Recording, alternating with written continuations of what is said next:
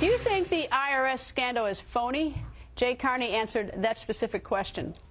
What we've seen is inappropriate activity that the president came out and forcefully said he would not tolerate, and that he installed somebody at the IRS to take care of. What we have seen from Republicans is cherry-picked information based on investigations that turns out to be only one side of the story. It's demonstrated by the way that the press has, gotten extremely excited about the potential for a scandal and basically dropped it when the facts have come out. The president will not tolerate poor performance or inappropriate activity at any agency, and when he finds out about it, he acts on it. But he's focused on the economy, Joe. He's not focused on, pretend scandals that Republicans on Capitol Hill want to turn into partisan skirmishes.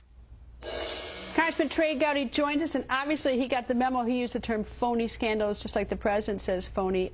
Your response to the press secretary?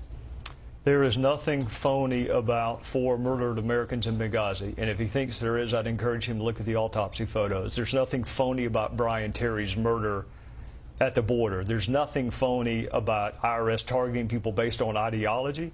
There's nothing phony about an NSA program that almost failed on the House floor because people don't trust this administration. There's nothing phony about bonuses being paid to IRS employees.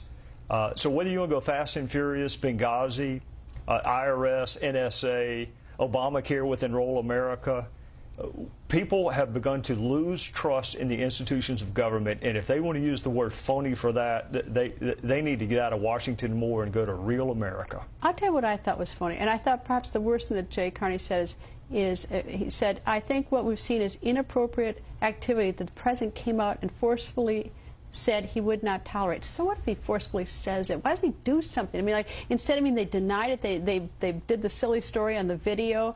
The IRS thing, I've got all the notes from Jay Carney, May 20th, May 21st. He says it's some basically rogue agents in Cincinnati. That's not true. I mean, it's like, they almost spit in your face like you're stupid or something. Well, there have been 6 iterations of a defense in the IRS case. But remember, Lois Lerner disclosed this at an ABA conference with a planted question. That's how we learned about it. That was a trick. Right. Then we went into it was 2 rogue agents, and Jay Carney himself repeated that false narrative, and then others in the administration have. And then it went to, well, it was the progressive groups that were targeted too, not just conservative groups. So as long as we treat 2 different sets of people improperly, at least it's not discrimination. And now the new defense is, well, the president himself didn't know about it.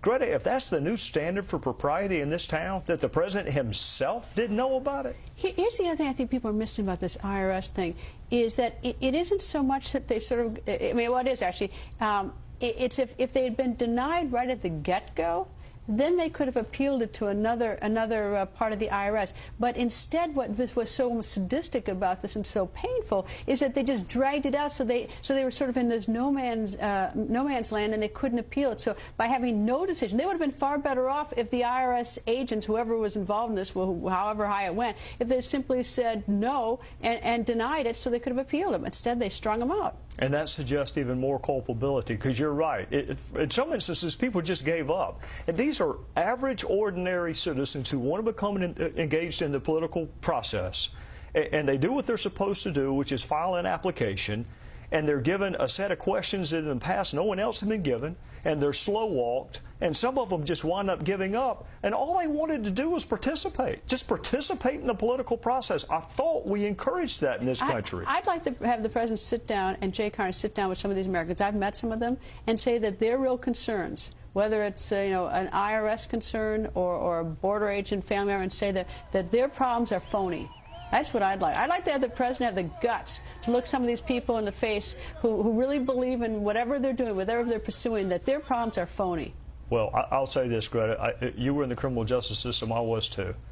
If you want to sit down with Brian Terry's mother and look her in the eyes and say that this scandal's phony, fast and furious, or how about the innocent Mexicans who we don't know their name, but at least 200 who have been killed because of guns we sent into Mexico, and call that phony, or 4 murdered Americans who went because we asked them to represent us in a foreign land, and their world is set on fire and they're murdered in Libya. You go call that phony. I dare him to look Ty Woods' father in the face and say this is a phony scandal. You know what, the whole thing about it is that all these scandals could be resolved very quickly with true transparency.